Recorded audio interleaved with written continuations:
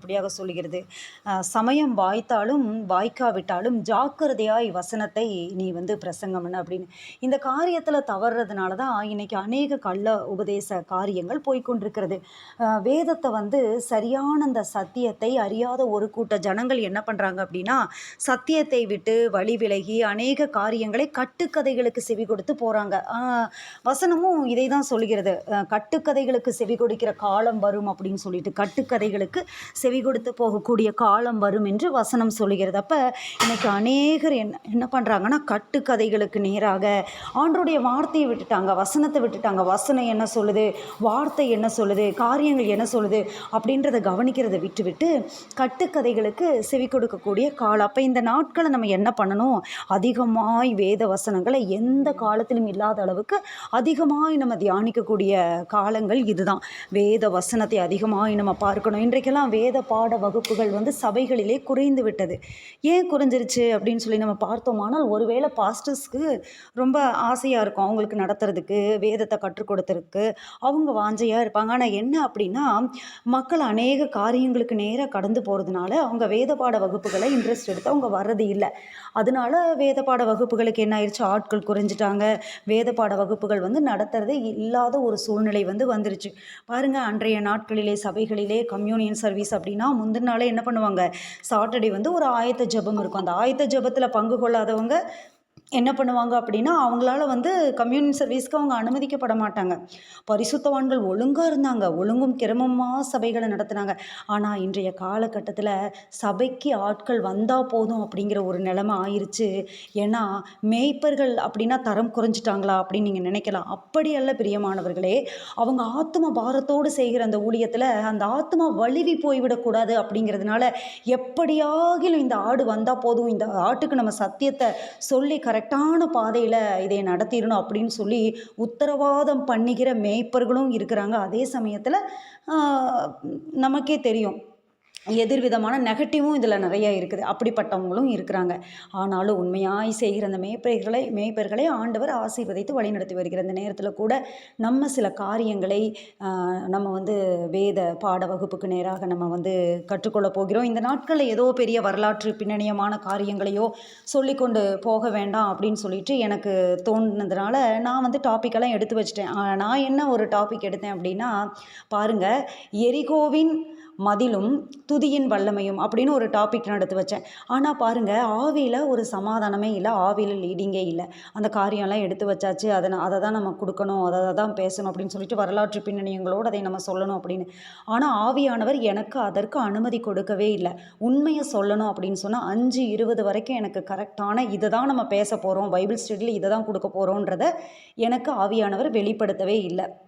நானும் போராடுறேன் இதையே கொடுத்துடலாம் அப்படின்னு. ஆனால் எனக்கு ஆவியில் சமாதானமே இல்லை. எப்போவுமே நான் ஆவியானவர்கிட்ட கேட்டுட்டு அது ஓகே அப்படின்னு சொன்னால் தான் அந்த வார்த்தைகளை நான் கொடுப்பது வழக்கம்.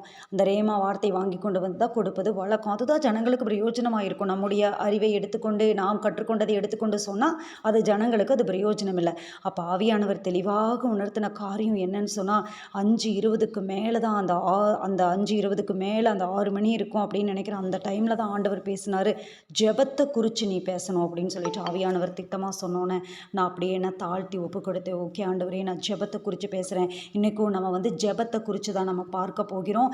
இந்த நாட்களிலே மிக முக்கியமான தேவையாக பரிசுத்த ஆவியானவர் உணர்த்தி வெளிப்படுத்திய காரியம் என்னென்னா, நமக்கு ஜெபம் மிக முக்கியமாக அவசியமாக காணப்படுகிறது. ஜெபம் நம்மளுக்கு வேணும் அப்படிங்கிறத பரிசுத்த ஆவியானவர் உணர்த்தினதுனால அந்த காரியத்தை தான் இன்றைக்கி நான் உங்கள் முன்னாடி எடுத்துக்கொண்டு வந்திருக்கிறேன். சில பேருடைய ஜெபங்களை குறித்து நம்ம பார்க்க போகிறோம். இந்த வேதப்பாட வகுப்பில் ஜெபத்தை எப்படி பண்ணினாங்க, அவர்களுடைய ஜெபம் எப்படி இருந்தது அப்படிங்கிறத குறித்து பார்க்க போகிறோம். நம்மளுக்கு சமயமானால் எத்தனை பேருடைய ஜெபங்களை நம்ம பார்க்க முடியுமோ நம்ம பார்க்கலாம். பிரதானமாக நான் எடுத்து வைத்த ஜெபம் என்ன அப்படின்னு சொன்னால், சாமானிய மனுஷி, அதாவது சாதாரணமான ஒரு நிலைமையில் உள்ள ஒரு பெண்ணுடைய ஒரு ஜெபத்தையும் ஒரு ராஜாவினுடைய ஜெபத்தையும் ஒரு ராஜாத்தினுடைய ஜெபத்தையும் நான் எடுத்துகிட்டு வந்தேன். அவர்களுடைய ஜெபங்கள் எப்படி இருந்தது, ஆண்டவர் அந்த ஜெபங்களிலே அவர்களுக்கு என்ன ஆண்டவர் வந்து கொடுத்தார், அவர்களுடைய ஜெபங்கள் எப்படிப்பட்ட ஜெபங்களாக இருந்தது அப்படின்னு சொல்லி நம்ம பார்க்க போகிறோம். அதாவது முதலாவது நம்ம பார்க்க போகிறது ஒரு சாதாரணமான ஒரு மனுஷி. அவங்க யார் அப்படின்னா அன்னாள் அப்படிங்கிற ஒரு பெண். அன்னாளுடைய ஜெபம். இந்த அன்னாளுடைய ஜெபத்தை பற்றி நம்ம கேட்காத பிரசங்கங்களே இல்லை. எல்லா பாஸ்டர்ஸும் இதை எடுத்திருப்பாங்க. அன்னாளுடைய ஜெபம், அன்னாள் அப்படின்னாலே நம்ம முன்னாடி யார் வந்து நிற்பாங்க, சாமுவேல் வந்து நின்றுவார். அன்னாளுடைய அந்த ஜெபம் சாமுவேலை கொடுத்தது. அன்னாள் ஜெபிச்சாங்க, சாமுவேல் வந்தார். தான் முதல் பெயர்சபா வரைக்கும் 40 வருஷம் இஸ்ரவேலை அரசாண்ட அந்த அரசாட்சி செய்த அந்த மிகப்பெரிய ஒரு தீர்க்கதரிசி, 3 ஊழியத்தை கையிலே வச்சிருந்தவர். யார் அவர் அப்படின்னு சொன்னால், அவர் ராஜாவாக இருந்தார், தீர்க்கதரிசியாக இருந்தார், நியாயாதிபதியாக இருந்தார்.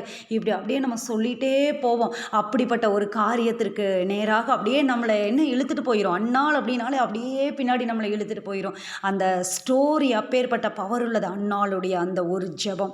இந்த ஜெபத்தை பற்றி நம்ம பார்க்க போகிறோம். முதலாவது அன்னாளுடைய ஜெபம்.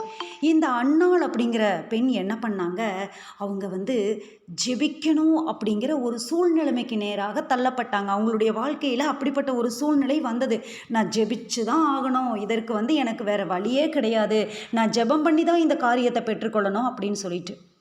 இன்றைக்கி அநேகருடைய வாழ்க்கை எப்படி இருக்குது அப்படின்னா, இந்த ஜெபம் அப்படிங்கிற காரியம் சிலருடைய வாழ்க்கையில் எப்போ தெரியுமா உள்ள வருது, எனக்கு வேறு வழியே இல்லை, நான் இதை செஞ்சு தான் ஆகணும், எனக்கு வேறு சூழ்நிலையே இல்லை, இதை நான் பண்ணினா தான் தப்பிக்க முடியும், அதனால் நான் இதுக்குள்ளே வரேன் அப்படிங்கிற ஒரு கட்டத்துக்குள்ளே அவங்க இதுக்குள்ளே என்டர் ஆவாங்க. ஜெபம் அப்படிங்கிற அந்த வேக்குள்ளே இவங்க அப்படியே அந்த வே ஓப்பன் பண்ணி அப்படியே இவங்க ஸ்டெப் போட ஆரம்பிப்பாங்க அநேகருடைய வாழ்க்கை.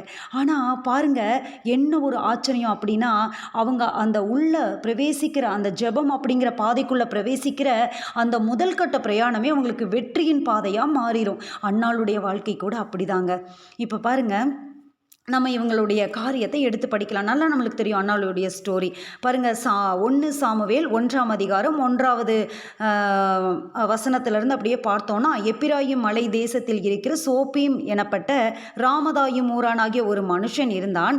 அவனுக்கு எல்கானா என்று பேர். அவன் எப்பிராயிமினாகிய சூப்புக்கு பிறந்த தோகுவின் குமாரனாகிய எலிகோவின் மகனான ஏரோகாமின் புத்திரன். இப்படி தான் வந்து ஸ்டார்ட் ஆகும் வசனம்.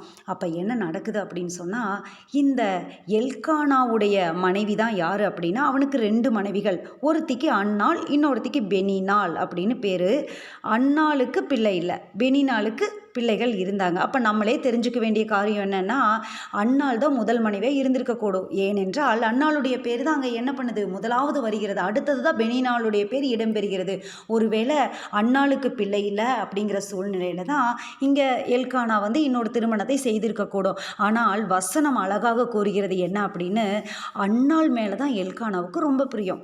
எப்படி வந்து என்னதான் ஆகாரம் வந்து சாரால் கொடுப்பாங்க, அது தேவ திட்டம் இல்லை. ஒரு காரியத்திற்காக ஒரு உதாரணத்துக்காக இந்த காரியத்தை நான் சொல்கிறேன். நம்ம டீப்பாக போகல அந்த ஸ்டோரிக்குள்ளே. இருந்தாலும் யார் வாக்கு தத்தத்தின்படி பிள்ளை அப்படின்னா ஈசாக்கு தான். யார் மேலே ரொம்ப அன்பாக இருப்பார், யார் அங்கே சுதந்திரவாளி அப்படின்னா சாரால் தான். ஆபிரகாம் அப்படின்னாலே சாரால் தான். அப்படி தான் இந்த இடத்துல என்ன நடக்குது அப்படின்னா, எல்கானாவுக்கு அடுத்தது சந்ததி இல்லை. அந்த காலத்தில் சந்ததிகள் மிக முக்கியம். சந்ததிகளை சந்ததிகள் வந்து உருவாகணும் அப்படிங்கிற ஒரு காரியம். ஆமாம், லாபான் கூட ரெபேக்கால அனுப்பும்போது என்ன சொல்லி அனுப்புவாங்க, சகோதரியே கோடானு கோடியை பெருகுவாயாக. அதில் வந்து சந்ததிகளை உருவாக்குறதுங்கிறது ஒரு பெரிய ஆசீர்வாதமாக பார்க்கப்பட்டது. வம்சம் தலைக்கணும், வம்சாவளி வரணும் அப்படிங்கிற காரியங்கள்.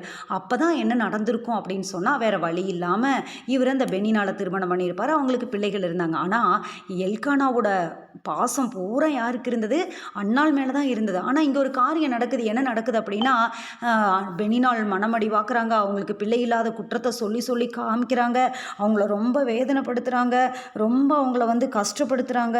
அவங்க என்ன பண்ணுறாங்களா, துக்கப்படும்படியாக அவளை மிகவும் விசனப்படுத்துவாளாம். வசனம் இப்படியாக சொல்கிறது, 1 சாமுவேல் 1:6, கர்த்தர் அவள் கர்ப்பத்தை அடைத்திருந்தபடியினால். பாருங்கள், இந்த வசனத்தை நம்ம நல்லா நோட் பண்ணணும். அடைச்சிருந்தது யார், கர்த்தர். பெனினால கொண்டு வந்தது யார், அதுக்கு வழி ஓப்பன் பண்ணது யார், கர்த்தர். விசனப்படுத்தினது யாரை, அன்னால. இத்தனை பிரச்சனை எதனால் வந்தது, அவள் கற்பம் அடைப்பட்டதுனால. கற்பத்தை அடைத்தது யார், கர்த்தர். கர்த்தர் ஒரு காரியத்தை செய்கிறாரு. அங்கே பாருங்க, ராகேலோட கற்பத்தை யார் அடைச்சா? கர்த்தர். அங்கே என்ன நடக்குது?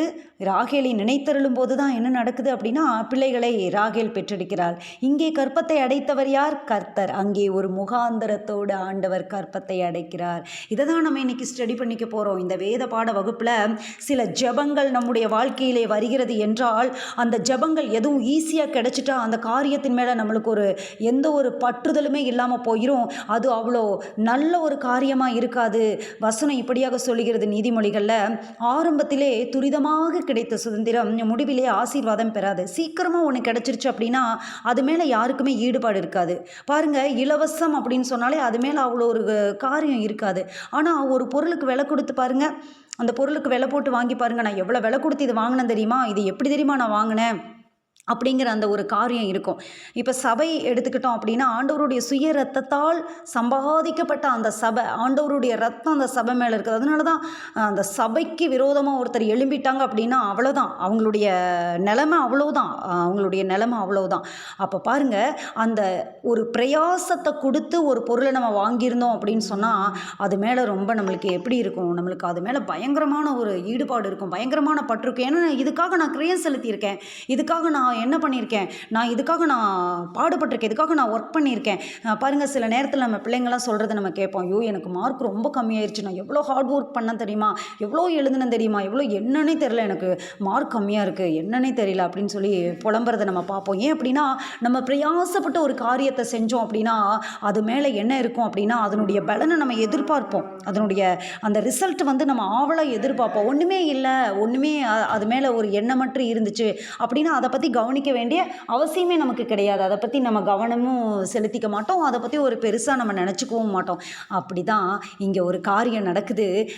கர்த்தரே அவளுடைய கர்ப்பத்தை அடைத்தார் அப்படின்னு சொல்லி நம்ம எல்லாருக்கும் ஒரு பெரிய கொஸ்டின் வரும் இந்த அதிகாரத்தை படிக்கும்போது. இங்கே இந்த அன்னாள் மோசமானவ அப்படின்னு சொல்லப்படலை. இந்த அன்னாள் இவளை துக்கப்படும்படியாக இந்த பெனினாள் கஷ்டப்படுத்துகிறா. இப்படிப்பட்ட சூழ்நிலையில் வசனம் சொல்லுது, கர்த்தர் தான் கர்ப்பத்தை அடைச்சார், கர்த்தர் தான் கர்ப்பத்தை அடைச்சார். அப்போ பாருங்கள், அடைத்த அவரால் தான் திறக்க முடியும். யார் அடைத்தாரோ அவரால் தான் திறக்க முடியும். அவர் தான் அடைத்து வைத்திருக்கிறார். அங்கே ஆசீர்வாதத்தின் ஊற்றுக்கண் அடைத்து வைக்கப்பட்டிருக்கிறது. அந்த ஆசீர்வாதத்தை திறக்கிற சாவி அன்னாளுடைய கைகளிலே கொடுக்கப்பட்டிருக்கிறது. இதுதான் சீக்ரெட். ஜெபம் என்கிறதான அந்த காரியம். இன்றைக்கும் பாருங்க, நம்ம சில காரியங்களுக்காக நம்ம ஜெபிக்க முழங்கால் போட்டு நம்ம தேவ சமூகத்தில் நிற்கிறோம். நம்மளை பற்றி கொஞ்சம் யோசிச்சு பார்த்தா நம்ம யார் அப்படின்னா, ஜெபம் அப்படின்னாலே கொஞ்ச நாளைக்கு முன்னாடி ஓடுனவங்க, கொஞ்ச நாளைக்கு முன்னாடி வசனம், ஜெபக்கூட்டம், தேவாலயம், சர்ச்சு அப்படின்னு சொன்னாலே ஓடுனவங்க. ஆனால் நம்ம எல்லாத்தையும் பிடிச்சிட்டு அப்படியே உட்கார வச்சு ஜெபிக்க வச்சாரு பார்த்தீங்களா, அதுக்கு ஒரு முகாந்தரத்தை ஆண்டவர் ஏற்படுத்தி கொடுத்திருப்பார். அந்த காரியத்தை அப்படியே எல்லாரும் அந்த நிலைமை இப்போ நீங்கள் கண்டிப்பாக அதை நீங்கள் நினச்சி பார்ப்பீங்க அப்படின்னு நான் நினைக்கிறேன். எதற்காக நம்ம ஜெபித்தோம், ஏன் நம்ம ஜெபித்தோம்,